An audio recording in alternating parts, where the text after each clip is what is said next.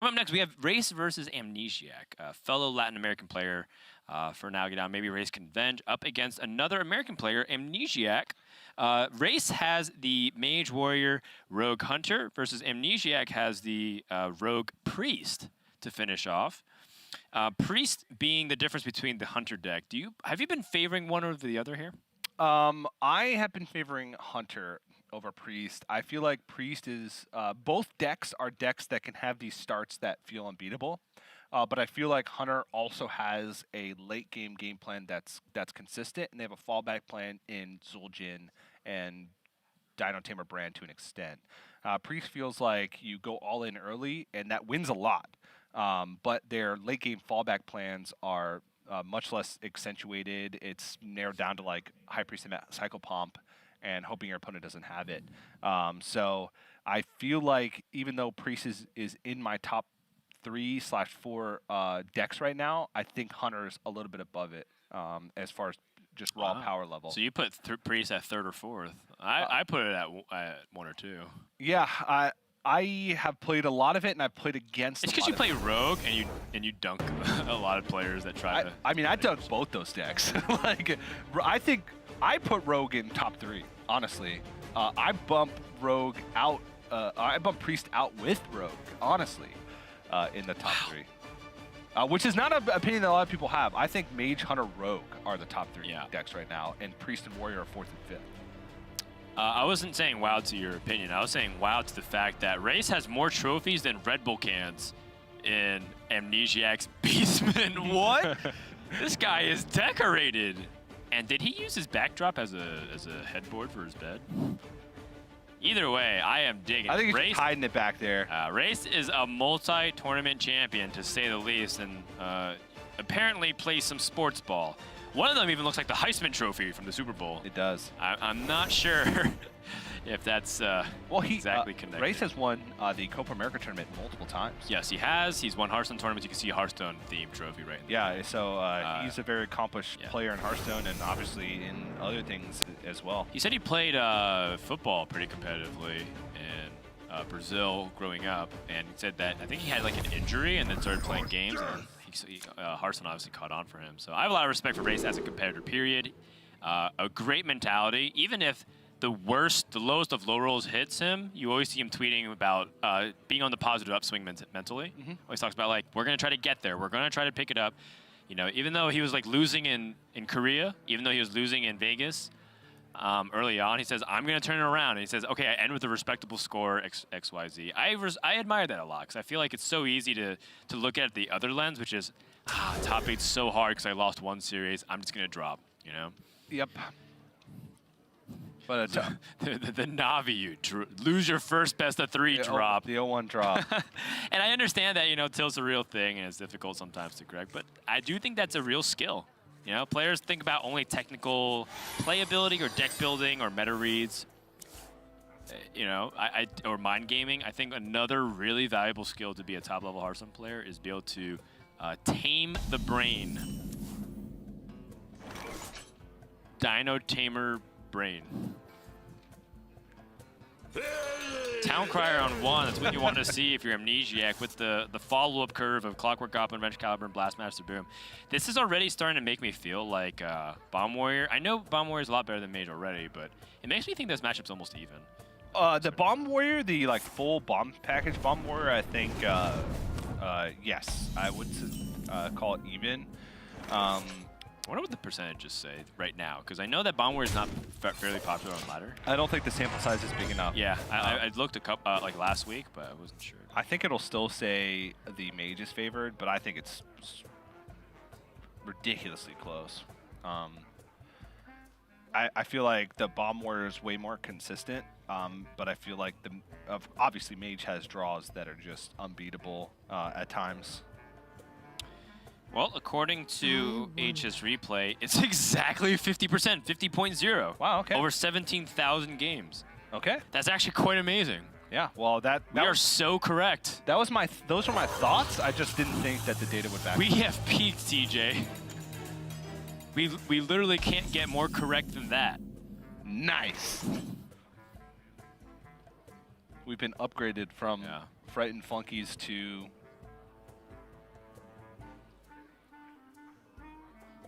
Ace Attorneys? I don't know. Wait, that was 100% correct. Where are Megadillas now?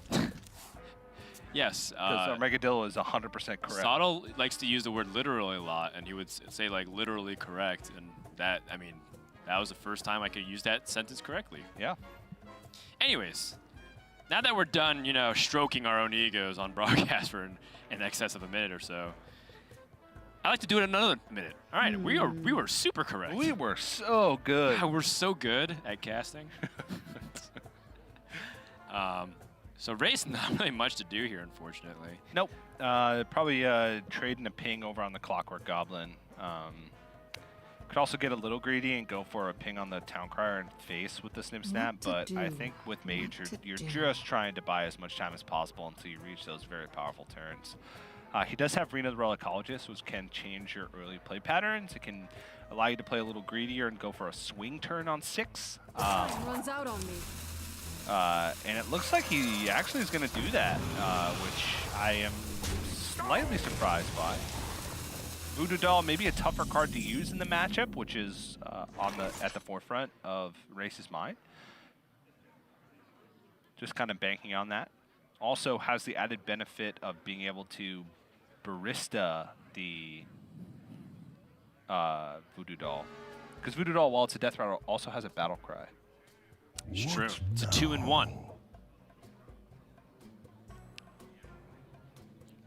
Kind of like those shampoo/conditioners that you buy at Target. I'm a 2-in-1 guy myself. Well, the joke is oftentimes that if you get a 2-in-1 product, it's usually neither. Like if you get a shampoo/conditioner, it's really neither. It's or wax. if you have a crash ride symbol on your drum kit, it's really neither. That's so deep, Dan. Such a philosopher. I am. I'm a frightened philosopher. That's what I've been upgraded to. So you're telling me a Crunchwrap Supreme, which is an enchilada, a burrito, and a taco all in one. Oh, it's all of those things. That's a 2-in-1s. I didn't say 3 or 4 plus in one. It's the second Taco Bell reference I've had today. What's wrong with me? Kind of interesting that Amnesiac willingly took a little bit more damage to keep the health on his Clockwork Goblin here. Could have traded his Clockwork Goblin and then hit a 1/1, I suppose. I think this way it shuts up. I think he sensed that Rase had an awkward hand, because obviously Amnesiac roped his turn and thought about it. He's not so mechanically inept in Hearthstone that he's like, well, I'm just gonna miss this. He thought about it consciously, and I think it's because Rase had a turn 4 and he roped and he ends up playing Voodoo Doll, which is a very weak turn. Voodoo Doll could be used on so many better things, like Blastmaster Boom as a prime example. Yep. So he has to be interpreting that Rase has a heavy hand and an awkward draw. So he's trying to maybe capitalize by shutting off the ability to conveniently hero power in a good way. And if Rase is likely to hero power anyways, then that means that 1 damage would be pushed to face, which is about the difference that he would be swinging to a 1-attack minion versus 2-health minion. It feels like a very, very minor thing, but you never know if that ends up being the exact case there for Amnesiac. True. Those small edges make a huge difference in best of 3. Yeah, playing the Barista Lynching, getting the Voodoo Doll back. It's kind of funny. Voodoo Doll's battle cry, all Voodoo Doll's battle cry is choose a minion. When you copy with Shudderwalk, it's just choose a minion. No effect. Choose it. I think that's huge. Choose it or lose it. Amnesiac with the proper sequencing, just gaining that life beforehand. Don't want to attack with the X first and then swing, minus extra life there. A decent heavy hand for Rase, but with the double bombs in the deck, or triple bomb now, 3 bombs. Was it 3 bombs? Yeah, 2 Wrench Caliber swings and a Clockwork Goblin. You are correct. Our tracker's off. I don't know why. It's been off today. It's N-1. Yeah, I don't know what's going on with that thing. Yes. Rase looking like he wants to hero power and just seed all tempo over. to Amnesiac, which is very scary. What to He do? is well What to aware do? of what's about to happen. Amnesiac's held the coin. He's held this card for a long time. It's about to get ugly. Oh, yeah. Although, Amnesiac is also well aware of the Voodoo Doll. It doesn't matter. You drop, Yeah. you drop the Blast. Sure, Voodoo Doll ping, you still have 6 Boombots on board that are going to deal 6 next turn, and then more after that. Rase unhappy to see that. Yeah, and pretty much Voodoo Doll ping is the only thing that he can do. He could Mountain Giant and Ray of Frost, or ping Mountain Giant, Ray of Frost. Mountain Giant Rain of Frost is actually an interesting thing to consider for a second here. I Yeah. wonder. Because you get stuff in the way of the Boombots.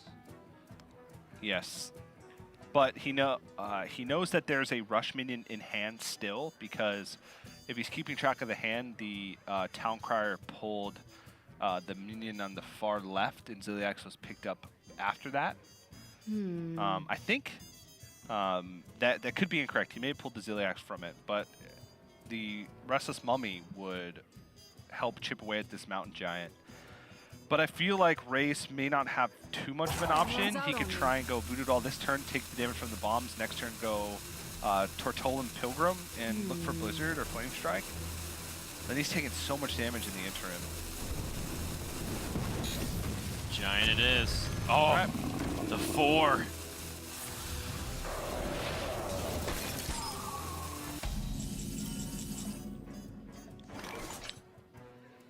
Amnesia doesn't even have to go for the Restless Mummy, even though it looks really nice here. I mean, he doesn't have to, but I think getting more damage from these bombs is crucial. And he definitely doesn't want to leave the Mountain Giant up. And there's a chance he doesn't kill it if he goes for bombs. If he leaves the Mountain Giant up, it gets a value trade over the Blastmaster Boom, and then Conjurer's Calling can destroy your day. Yeah. So I think Restless Mummy plus a couple of bomb trades here. At the very least, you push 4. I guess 4 damage onto the Giant, so now he could actually snip snap if he really wants to. I think I don't know. snip snap is better still as you go on. I think I still would have liked Restless Mummy in that position, because now it's awkward. Oh, he still can. He still can, but now it's even more awkward.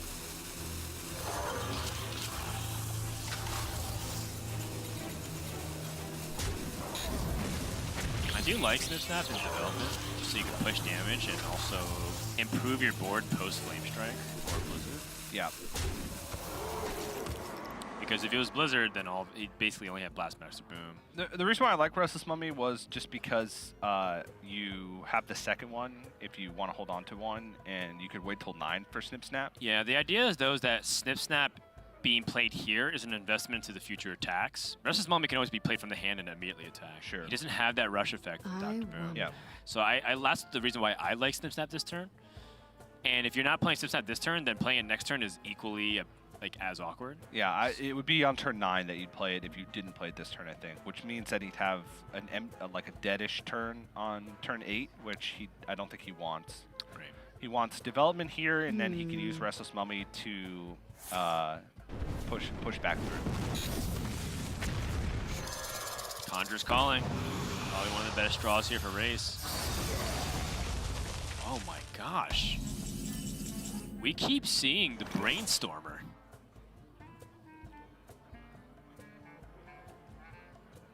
Brainstormer, of course, with the 2015 Frodan haircut. I used to rock that.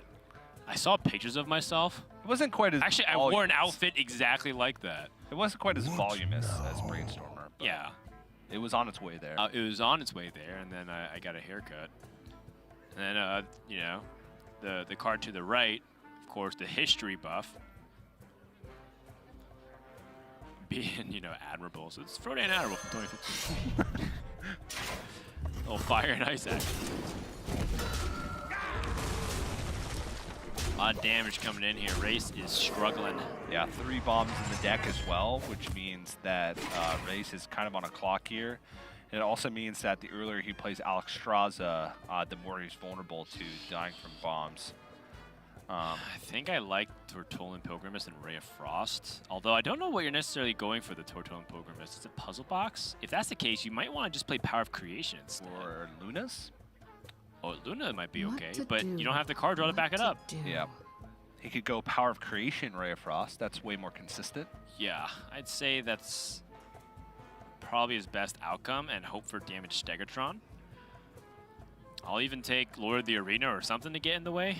I just want to stop taking damage. Yep. One thing about Power of Creation, it's vulnerable to the Super Collider, which is on board.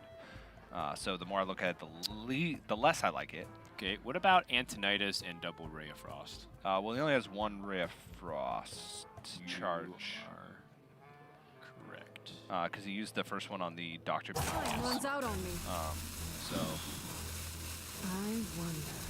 All right, what about... Ooh, Safeguard. Yeah. Safeguard is probably even better than almost everything else besides the damage Stegatron. Yeah. Actually, it's better than damage Stegatron because of Plague of Wrath. It's better than damage Stegatron because of Plague of Wrath. It's better than like Lord of the Arena because of Super Collider. So Super Collider attacks. It kills one of the safeguards. You kill the other one with the 1/1. There's 2 0/5s on the board. And you probably just play a Restless Mummy just to start chipping away. Maybe a Frightened Flunky alongside of it. So I guess you'd start with Frightened Flunky. This place is scary. 2 Wardens. Oh, a Mega Defender. I like that one. Mega Defender is also pretty interesting. It's 2 Wardens, a lot of statistics. Yeah. 2 Warden can be ignored though, whereas a Mega Defender cannot. That's kind of why I like it. I mean, it's still 6 damage on it.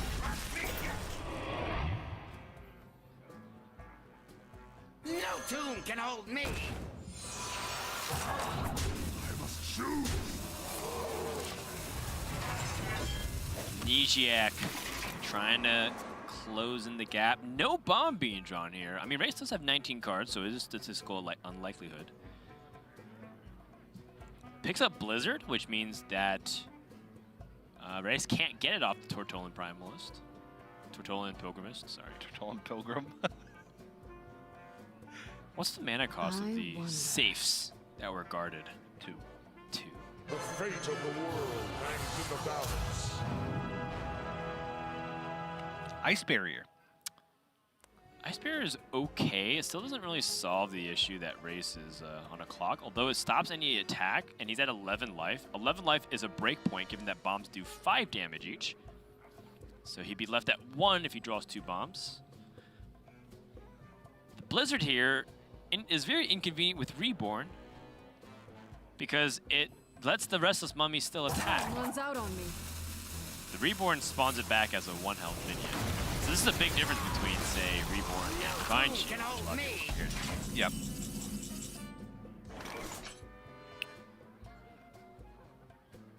So if we learned anything from the previous series, it's that we absolutely need to kill Caligos as soon as possible. Unfortunately, the only way to get that done is Warpath. We can Omega Devastator. And then how does he get through these safeguards? He'd Again, have to Shield Slam. He'd have to Shield Slam. I guess that's still a 2-card combination, whichever way you look at it. But with a Shield Block pickup, is Shield Slam really something that you want to do? What I guess you have now? Warpath, Plague of Wrath to fall back on if there's a big push from Rase. It's kind of tough for Rase to go for a big push without Luna's Pocket Galaxy online. He goes for increment pushes. No tomb can hold me!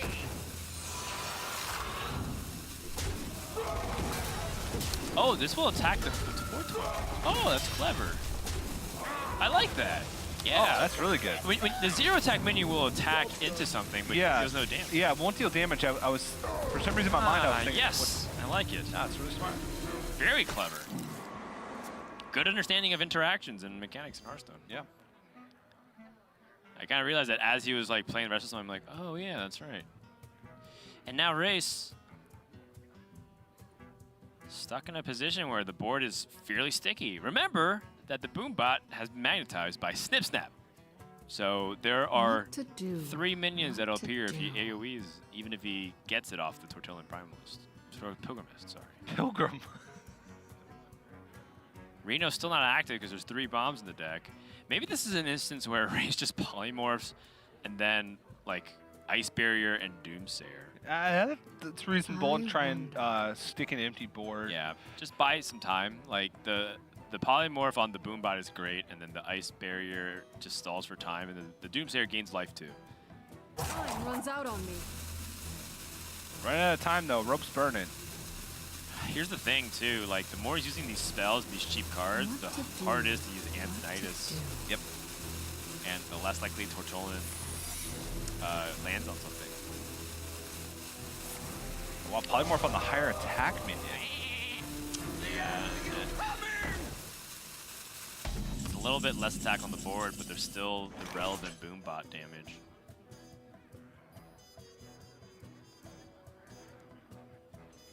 Dr. Boom Mad Genius allows him to shield slam the 0-7 and keep stuff, or even hero power immediately. I definitely like playing Dr. Boom in this spot. If he wants full tempo though, I wonder. 2 Morden Shield Slam, trade 1 in, go face. The problem with that play, he'd want to attack face first. He doesn't know what this secret is. It was randomly generated from the Caligos. This looks kind of like a Flame Ward. Just because he polymorphed the Omega Devastator instead of the Boombot. Right. It could be Splitting Image, it could be Flame Ward, it could be Counterspell to stop the shield slam. Yeah, so I think playing Dr. Boom and just killing it with the minions on board seems like the best option. And if you get a hero power, that allows you to kill even more. I just don't think he wants to attack face yet, is the thing. Right, And he knows about the Ice Barrier as well. So he ends up going with the play that you were talking about, Team Warden for maximum tempo. I like it, given that Amnesiac was playing around the secrets. Obviously, because of what we knew, it was probably more effective if he was able to capitalize and get around that Ice Barrier the best way possible. Also could be Vaporized, Flame Ward. I mean, the only thing he checked for What was to do? Mirror Entity and Splitting What Image. to So do?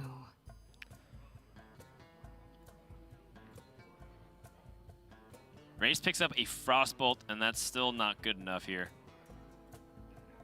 Now he's also in the territory where even if he gets Flame Strike, he basically has the same amount of power on board. yeah, it's like 1 less power. Yeah, this is looking more like death here for Rase.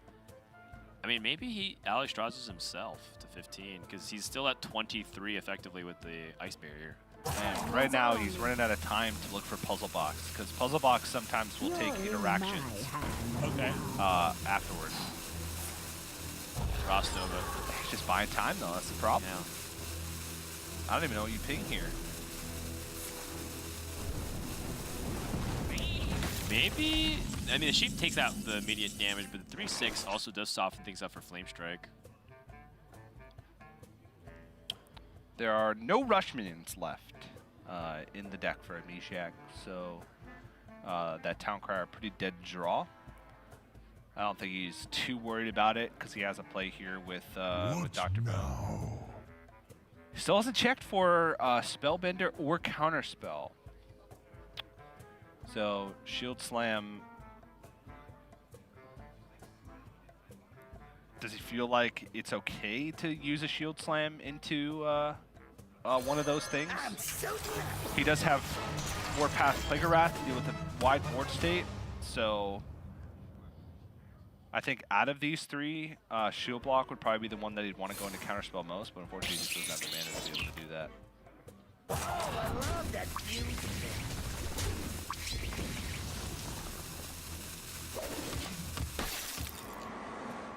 Bomb being drawn. 2 more left in the deck. And his Zap is also picked up. Rase now can still make a justification to Alex Strazing himself.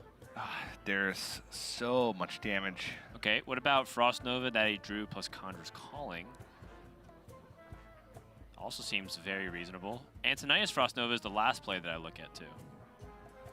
Yeah, unfortunately, Antonius doesn't forward his game plan much because he needs to find a way to get a clear board. First of all, make sure he doesn't die. The fireballs are just too expensive to be relevant right now, and a 5/7 body does not do much to contest this board state. Right, plus he has Dr. Boom Mad Genius, which means that Antonius has a low chance of survival. Look for taunts from 8 drops. Well, got a taunt, another Tomb Warden. Geppetto Joyba is not going to do much. This is a 6/6. Races to Frost Nova again. And with that zap, Amnesiac also gets very close. Yeah, has a 1 in 7 chance for lethal, slightly less because of B15. Or no, yeah, 1 in 7 because of B14. He wouldn't be shuffling an additional bomb. Well, he also has the Boom Bot, so the Brawl here, or I was thinking Warpath Plague of Wrath, also has a possibility of doing it, but I don't think he needs to press the issue here. Yeah, I think he can just zap base and leave it as is. He can even shield block to test for counterspell. Yeah, test for counterspell first, which is really important. Sees that it's not. Brawl, and zap. If the Boombot lands the face for 3 damage, and it's a likelihood to do something like that. But then if he gives up his board and Race Alexstrasza's, that's the exact position Race wants to be in, if Race dodges death. That's fair, but Amnesiac's also far enough behind on board that that's sort of the case anyways. Then.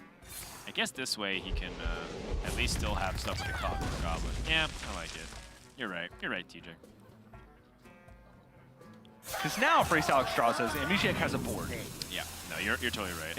If he misses the lethal. He had nothing really besides his Clockwork Goblin. I think it's important. So 3 out of 15 right now for a bomb. Does it pick it up? Yeah, now Race has Alexstrasza for sure. Yeah. I bring life. So Amnesiac's play paying off, but Race is just out of resources is the problem. So he's effectively at 23 life, considering Amnesiac. It's going to be tough for him to win without dealing at some sort of face damage. He has 3 bombs in the deck, but if he just waits for 3 bombs, I don't know if that's enough. There's also Cartoon Defender that he potentially has to worry about. Pretty mediocre delivery drones here. Now, Nightmare Amalgam on the far left is pretty versatile, but I think Copper Tail Imposter is just the most stats on the board. Mm-hmm.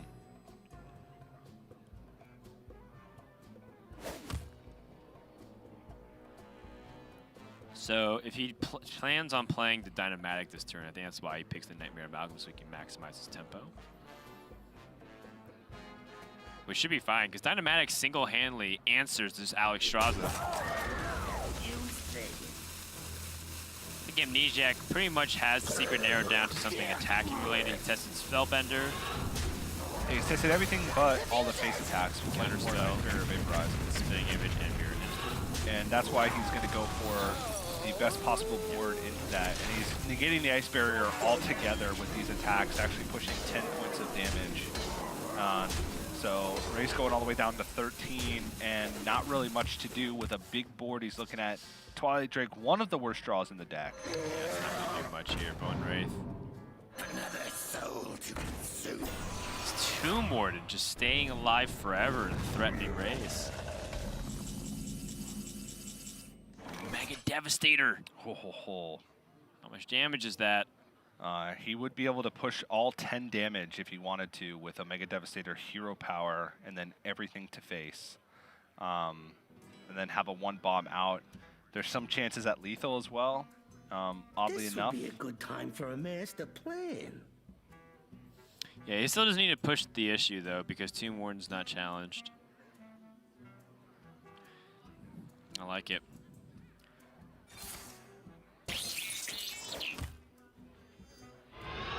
Yep, he can do this, trade in. Remove the entire board, even has that double warpath, like you said, if he really wants to fish for the lethal right here, there's a 50% chance to do so. It doesn't need to. Yeah, I don't think he needs to.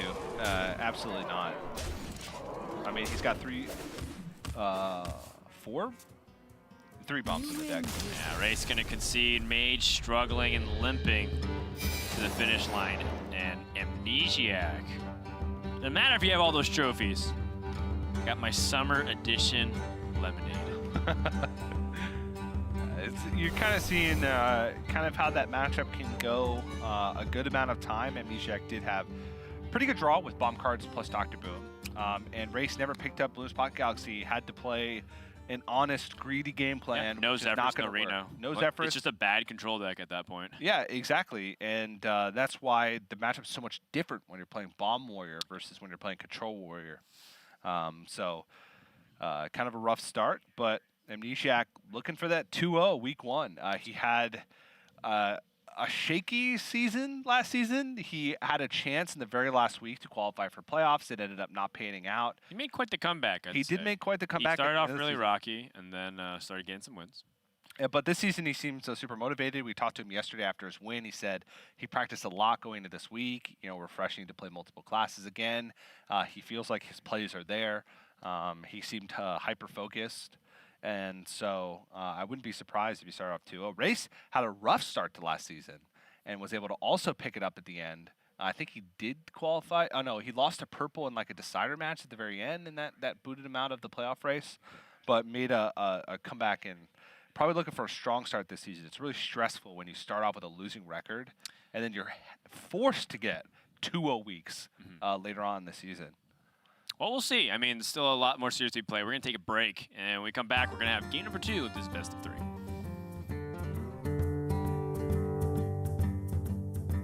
Hearthstone Esports is home to many competitive formats, each with their own unique variants and rules. Today, we're going to break down one of them, the Shield Phase Conquest format.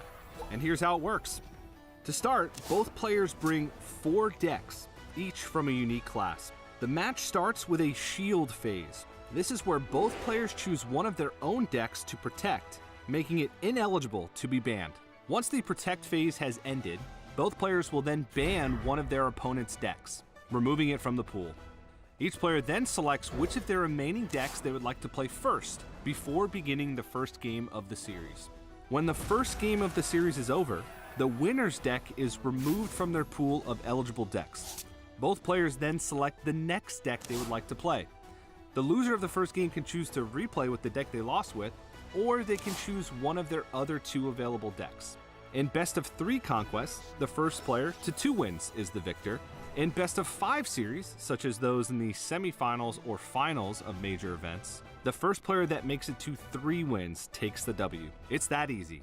Shield Phase Conquest allows players to showcase their skill set across different classes, while still giving them the opportunity to play the deck they're most confident with.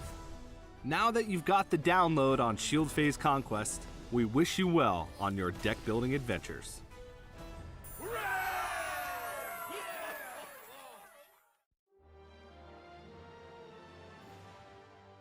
I'm Will Barton.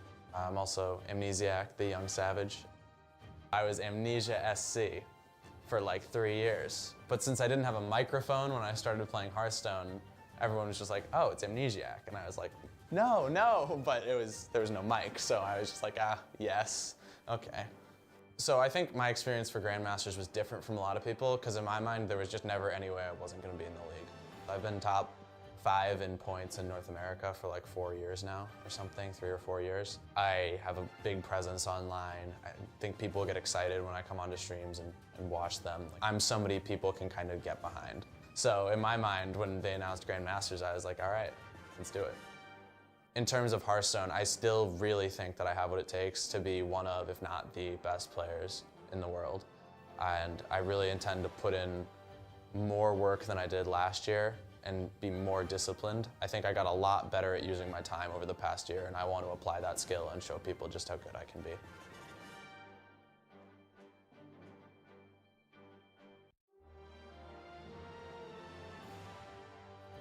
My name is Lucas Guerra Romano. When I was like 11 or 12, I don't know if I saw like the word raise, like people using poker, raise your bet or something. And oh, this word is kind of nice, and then I cut the letter I, and then I use it just raise. That's how I created my nick, and I'm using it since I I was like 11 years old or something. So last year was pretty huge for me. I have had a lot of great achievements, finished like top 18 points on NA. Being here, being a Grandmaster, like people will recognize me as a Grandmaster, and that's pretty cool. I'm always looking for a win, but being here together with the best players in the world, I will try to push myself a lot. It's pretty easy to win a game that you are favored, that you drew well, but you need to win bad matchups, games that you have a small percentage to win. Like, you need to evaluate when you need to risk something or when you just need to play pretty safe. This is what I try to do, and I think I do well sometimes. I'm here to win. I will try my best for it.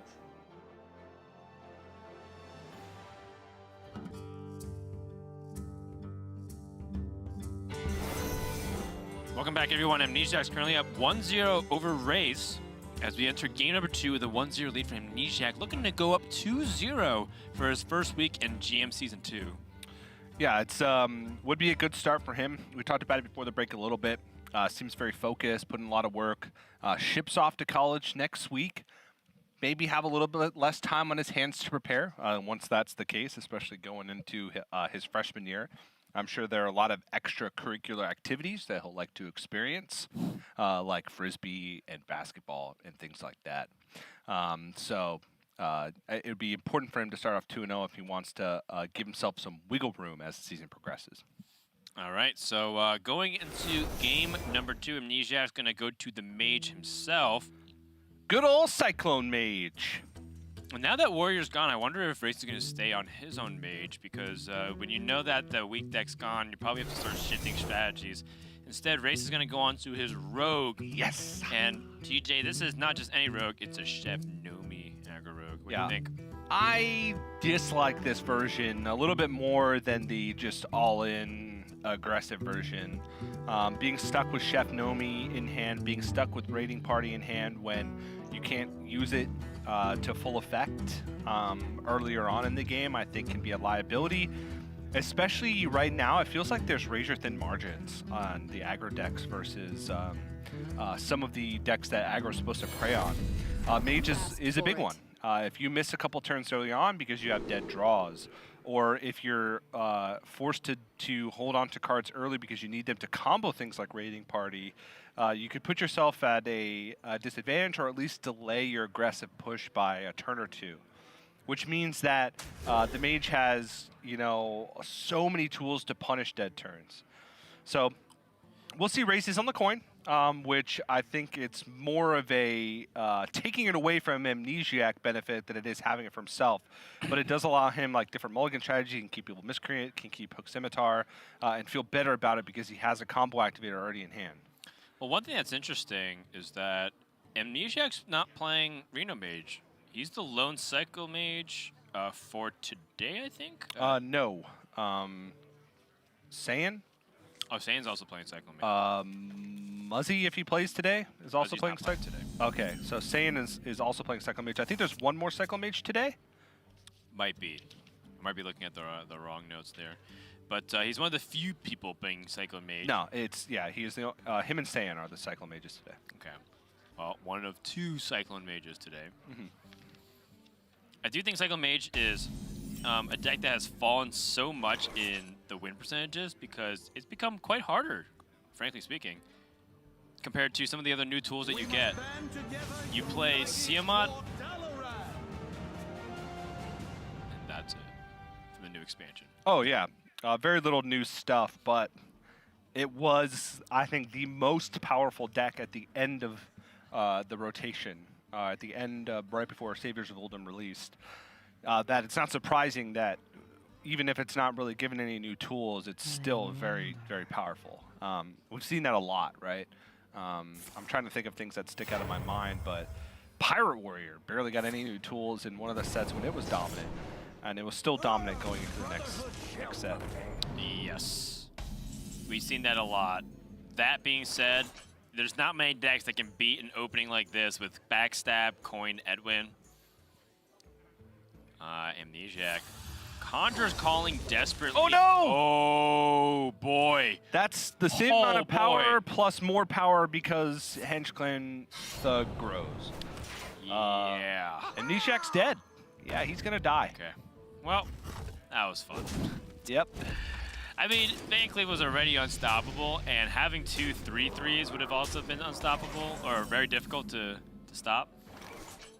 This just makes matters a lot worse. Amnesiac has 2 Rays of Frost and a Mana Cyclone. He's gonna have to hope for something, anything. And Rase also has the second Southsea deckhand. This matchup's already very tough. Oh, hold on. I honestly would have liked double Ray of Frost onto the Hench Clan Thug, as weird as that sounds, to set up for a Ziliax next turn. Because overall, you're going to take more damage over 3 turns if you plan on playing Ziliax next turn, because the Hench Clan Thug's going to grow and you'll never be able to kill it. Maybe he hopes to just chain freezes over and over again, or he hoped to pick up like a big removal spell. But I think that you have to plan to kill the Hench Clan Thug. Maybe he's worried about Waggle Pick like Dread Corsair, which is reasonable. But unfortunately, I just don't think anything that he does matters. Yeah, I think he's very far behind, and you know this is a matchup that already is very bad for Mana Cyclone Mage, and it just got even worse. Yeah. Frost Nova here doesn't accomplish anything. He can Frost Nova, Mirror Image, and then Ziliax, and then die still. What to do? What to There's not do? even like a Conjurer's Calling on a 2-mana minion for a Hail Mary. Yeah, he can't even Luna's Pocket Galaxy and hope that he draws the best card in his deck off the top because there's just lethal on board. Right. There's the 2 worst matchups for a Cyclone Mage are What Highlander to do? Hunter and, What well, to I guess do? Zoo Warlock, but and a very close third is Tempo Rogue or Aggro Rogue. So these are some of the hardest matchups already, and when your opponent gets the Hench Clan Thug for free, well, not for free, you trade a powered up Edwin. It's bad news. That's what the Rogue's for, though. The Rogue's here to punish the mages, right? We're kind of talking about how good mage is. Is Amnesiac just dead if he plays Ziliax? He's not dead. Goes to 18. Yeah. He wouldn't be dead. So he's going to hope that he draws another Frost Nova of some kind, I think. Based off his ping, it doesn't seem like he's setting up for Blast Wave. Which I'm not, I think he thought about. I'm not sure if that would even be enough to save him. Like if he Blast Wave the Mirror Image. Well, he could have been in a slightly better position, I guess, if he had double Ray of Frosted. He would have gone down to 12 last turn. He could Ziliax the Hench Clan Thug, take it off the board, and go up to 15, and he wouldn't be dead. He'd be able to hold on to Frost Nova if that was the case. But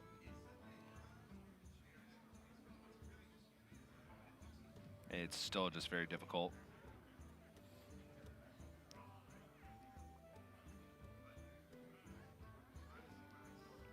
I think Amnesiac himself is trying to say to himself, how do I win? Choose soon.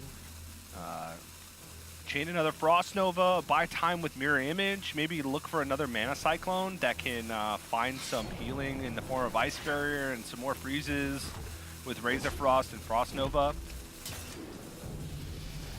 Yeah, this is still looking really tricky. Yep. Okay, I'm not really sure what else could be done here. It might be like... Ziliax Mirror Image. Yeah, but the Mirror Image is less effective because there's all these small little things to pick it apart. That's kind of why I was thinking, I was leaning more towards the Blast Wave.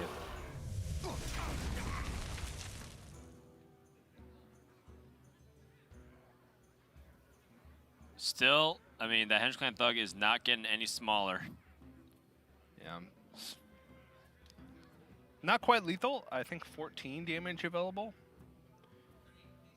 It would be a sap on the Ziliax, Dagger, Pharaoh Cat, and Saucy Deck can go into Mirror Images. You'd push the 10 on board, remaining with Hench Clan Thug, Ursatron, and Eviscerate Face for 14. So, but you don't want to sap the Ziliax in that case unless you're killing him, because you can play it back and get the additional healing. You can sap and play the Miscreant, get the Kobold Lackey, or get something else to try to get past the Ziliax efficiently. Seems good.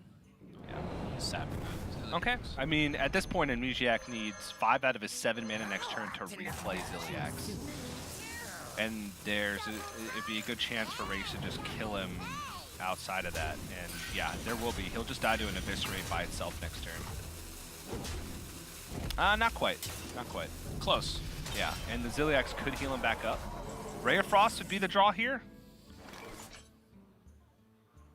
It can Blast Wave, get 2 Rays of Frost. Sea Giant conjures Calling into double Colossus. He needs Living Monument. That's the one I meant. Yeah, Colossus in the Moon is It's Reborn Divine. Shield. Yeah, I'm talking about the 10/10 with Taunt. All right, double Living Monument is what he needs, and finds Emerus and Nazar. Yeah, that's going to be a fast game. We know Rogue is very favored against Mage already, and that just adds insult to injury. On the coin, gets the Edwin, gets the Hench Clan Thug off the Conjurer's Calling. Rase crushes game 2, wasn't even close. Yeah. Amnesiac looks pretty distraught from that. I mean, that's kind of a hard one where it's just like, the game didn't want you to win. Well, if he had not played Khadgar on 2, that's also, yeah, you're right. he could have, there would have been a lot different of a game, right? Because he wouldn't be able to backstab Edwin. He would have coined Evil Miscreant. What is he even trying to contest? Rase is not playing a Fairy Dragon in his Rogue deck. No. And usually you try to play stuff on 2 as a Cyclone Mage to contest that Fairy Dragon. I honestly don't know what that was for. Okay. Something worth asking if he ends up making it to the interview. Yeah, maybe he was setting, he had Conjurer's Calling in hand. Maybe he wants to Conjurer's Calling to develop a board right after. Or Mirror Image, yeah. No, but then if you have Mirror Image, you just play on 3. He hadn't drawn the Mirror Image at that point, I don't think. Yeah, and you also just save Khadgar Mirror Yeah, Image. I honestly don't think there was a reason to play Khadgar. Maybe if Amnesiac wins, we can ask him, because there may be something that I'm missing. But the only thing that I could think of is that he wanted to play Khadgar on 2. It didn't die. And then he Conjures Callings on 3 to maybe develop some type of board, like 2/2 drops, sure. But that opened up the 6/6 Edwin. That's a 4/4 Edwin. He could play that, much slower, right? And not have to Conjurer's Calling, which ended up snowballing him out of the game. But who knows? I think that's maybe why his head was in his hands, kind of rethinking what he could have done differently. And that turn 2 Khadgar is the one thing that I point to. Yes, I do think that is something to consider. I also maybe rethink the Ray of Frost as well that you were kind of mentioning. But life is that's a debatable point, because life is also a really important resource on both ends.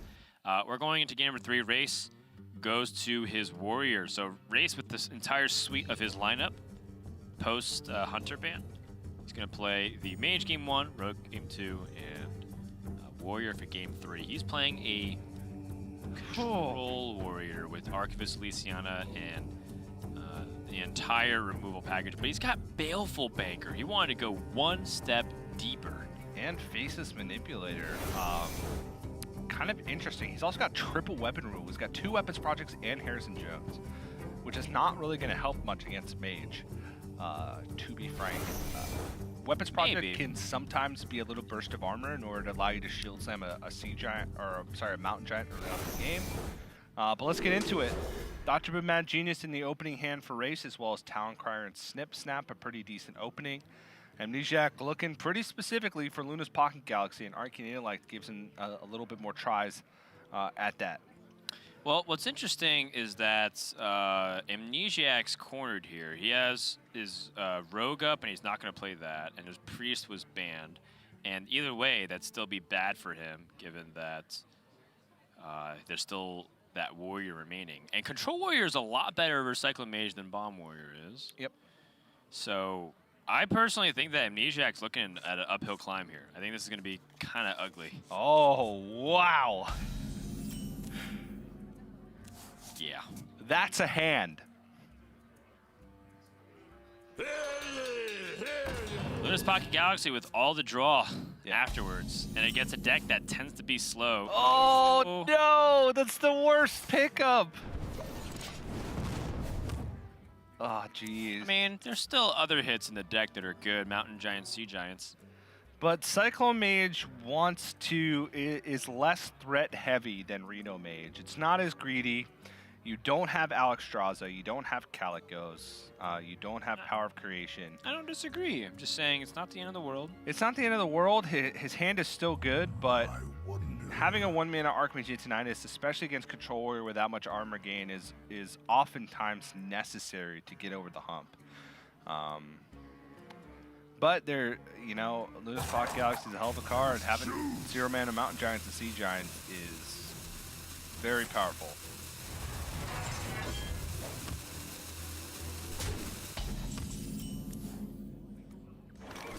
Amnesiac probably not going to draw with his cards here, given that he has his Pocket Galaxy. He just makes Pocket Galaxy compensate for that loss of mana. Yep. Pretty dramatically. Job done. I'm Rase, pretty scared. Just probably play a snap on Yeah. curve. He saw one card kept and nothing being done until 5. You know that's a Luna's Pocket Galaxy. Even though Luna's Pocket Galaxy wasn't kept, it was the Arcane Intellect that was kept. Still, it's always on the forefront of your mind. The Battle Crab comes out. Ready to clamp away at Amnesiac. You know, Amnesiac's picked up good draws since the Archmage Antonidas. It's basically no minions.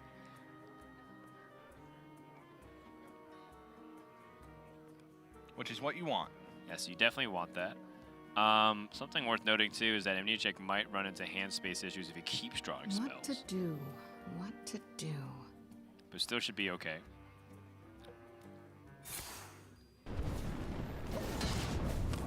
Ping to the armor count, recognizing that that might be the limiting factor whether I can finish this game. Rase picks up less useful cards. He has Omega Assembly and he has like Warpath and Weapons Project. Weapon Project's usually good if your opponent plays like a Sorcerer's Apprentice on 2. That's about it. I guess it's like useful to chop down mirror images, but that's what Warpath's for. Yep. Instead, I think Rase is going to save it for the traditional combo of Warpath Project plus Hearthstone. And here we go. Rase upset to see that. I missed Race's reactions. That was one thing that during the 6 weeks break, I was like, oh man, can't wait to get back to Grandmasters and see how Race is going to react to things. You should just make a collection, an anthology, if you will, of Race gifts. So that when you're going through a hard day, TJ, you just kind of pull up the random faces, the many faces, of, if you will, of Race. Sit back and enjoy. That belongs in a museum. Yeah, I mean, he's just putting on pressure. Kind of what you have to do. Also gives you more options for removal after, you know, big stuff is played. Yeah. And here we go, the double Arcane Intellect. Not really necessarily have to play both right now. In fact, it might not be advisable to play both. So still, you know, reasonable amount of damage. 10 damage on the board showing at 22 life. Scary. Also, he's at 9 cards. Needs to dump a little bit. Throws in 1-mana Cyclone, why not? Job's done. Yeah, it's just a 3-spell Cyclone, which is honestly perfect for his hand size. Whoa. Okay, Power of Creation, good. Arcane Missiles, not great. Research Project could It's good. be okay. It is actually a good card. I think his card draw is going to be something that's really important going forward. Yeah, but this is a nice turn for Race, not facing any pressure to be able to get Dr. Boom Mad Genius online, and so many removal tools and control tools in hand. Oh, man. Woo! His hand size is just so big, and he does have a second Sorcerer's Apprentice in deck, which the second one, at the very least, has to be saved for Archmage Antonidas. I think maybe even you want both to be saved for Archmage Antonidas to pretty much get his max amount of fireballs. But Sure, you'd want to, but I don't know if that's what the hand's telling you. Yeah. Ooh, another magic trick. I don't know if he needs to pump his hand anymore, though. yeah, it looked like he wants to go for another Mana Cyclone turn this turn, which means that he doesn't want too many Arcane. Okay, More yeah. cheap spells. And another Arcane Intellect, too, which was interesting to think about. Yeah.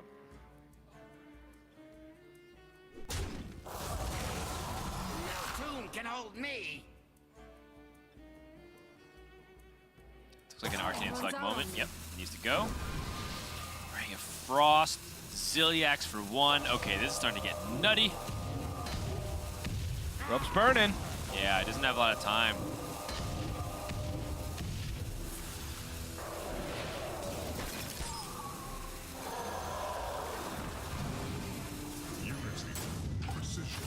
Okay, Amnesiac just kind of throwing out his cards at the last second. This is something that's a symptom of one of the big problems of Amnesiac's play speed is that he does tend to think a lot, and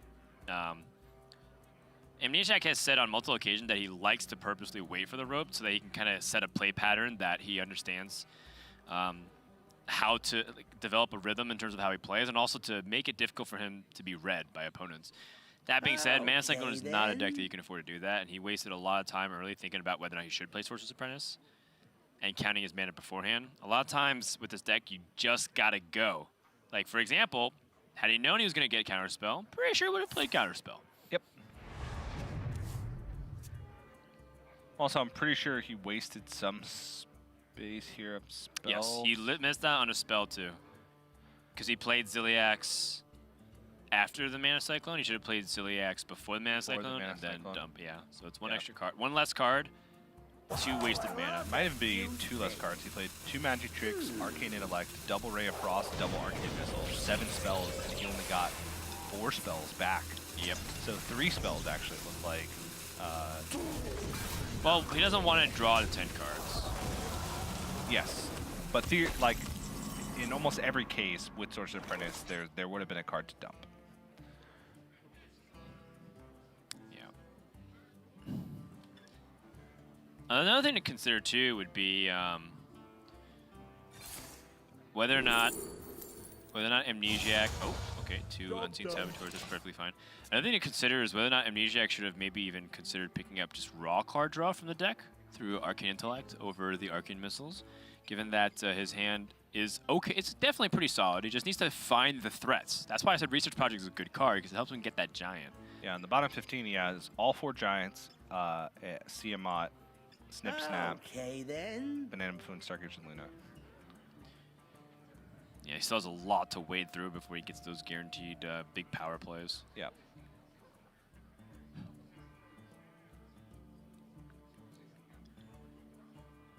Yeah, I get it. You know, I think Cyclone Mage is a lot better versus the Priest. Versus the other ones, but it's still not that great, according to some of the data out there. Let me see if I can wade through at higher ranks. Oh, I love that fuse thing. Yeah, it's looking pretty tough. Ooh. Not great pickups here from Omega Assembly. Does have Boom Reaver, but unfortunately, Rase not going to be able to remove everything. And this might give an opportunity for Amnesiac to kind of go in. One of these Conjurer's Callings is randomly generated. Okay, but again, a moment where you have to not think too long about if you're going to go for it. Otherwise, you just simply go for the Conjurer's Calling and pass back.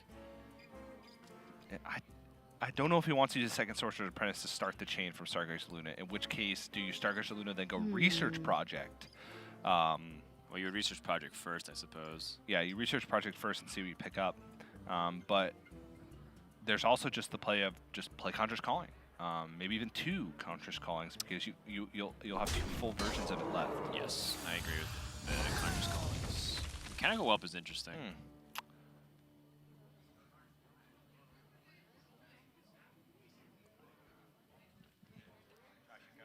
And Counterspell, most likely coming down here to try and prevent the brawl. Oh, wow. Missile Launcher will give a draw over with Acolyte of Pain, but I don't think he's too worried about that because he has the Counterspell active. But Vengeful Scribe is also really good because that'll leave some semblance of a board once he goes through. But Plague of Wrath! He could check for Counterspell with Weapons Project.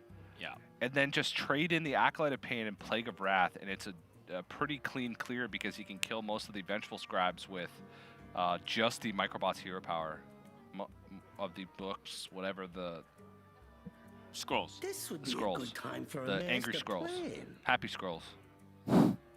Vengeful Scrolls? I think they're Vengeful. They're one of the 7 dwarfs. Oh yeah, they are It's the Vengeful Bashful Scrolls. I don't think there was a dwarf named Vengeful. There should have been. That would have been a little bit more of a darker movie if that was the case. Yeah, and I mean, this Plague of Wrath, very good. And Amnesiac, once again, Oh, I love that fuse threats have thing. been abated. That's the one copy, I believe, of Plague of Wrath. Amnesiac very upset with the outcome of this. Now he, once again, introduced the situation. Does he produce some more threats off of, or does he start drawing with Sarge's Luna? I think so. I think Luna is more than warranted here, and he gets Conjurer's Callings. He needs to connect some damage. Because if he keeps holding on to some cheap spells, he'll be able to get a lot of fireballs with Archmage Antonidas. He saw a little bit of armor gain gone away from the weapons project. Still has to worry about shield block in the second weapons project, and any blast shields that Rase would roll with the delivery drone. Yep. Now that we hit turn 10, though, Rase as the Omega Devastators and the Assemblies online. Wow, both of these Conjurer's Callings coming in. Maximum board presence. And killed off the Hanging 1/1. his own 1/1 to play around the brawl. Very smart. Whew. So Rase does have the Omega Assembly to start things off. Can look for an option there. Yeah, if he picks up Omega Devastator, it's an easy brawl, because then he just Omega Devastators whatever comes out. Okay, then. I still think you want to brawl this? Yeah, definitely. I think the question is, do you throw in Eternium Rover and Delivery Drone?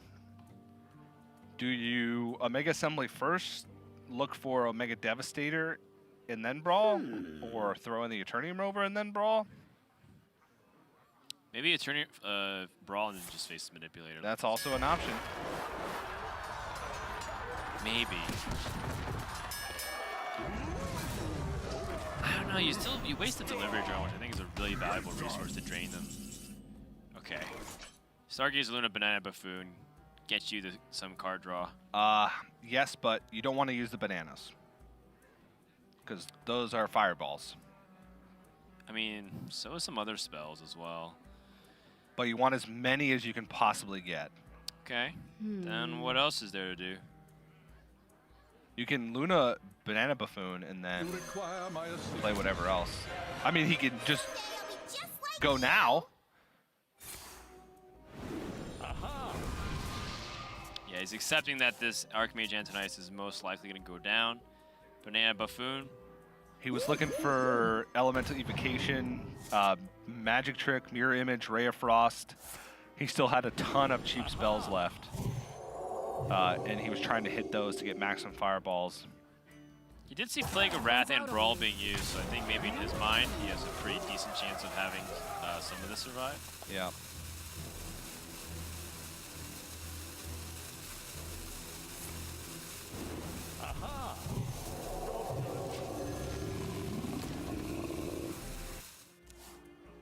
Rase has Brawl number 2 ready to go.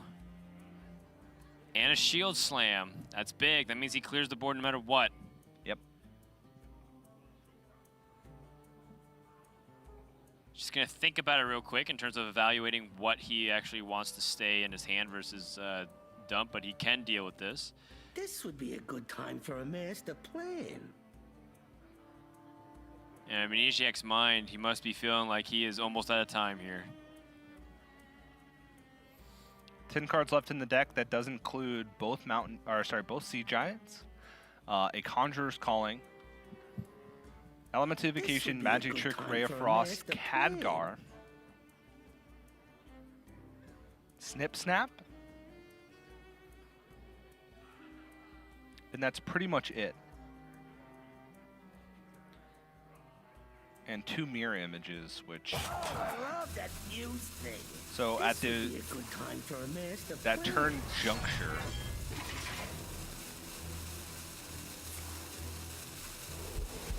Interesting. What? Whoa.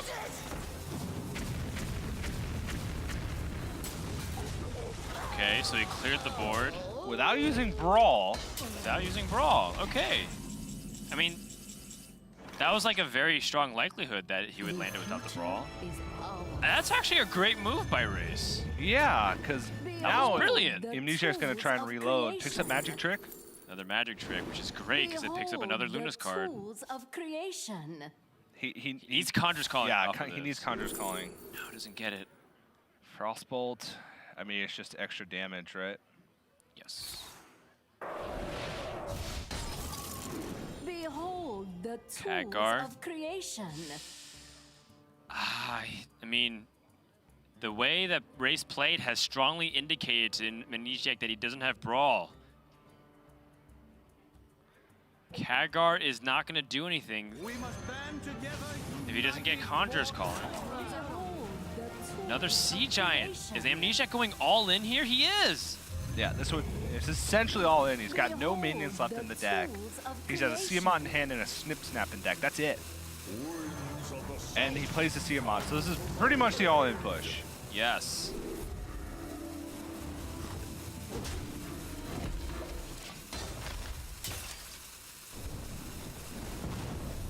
Rase has narrowed this down perfectly.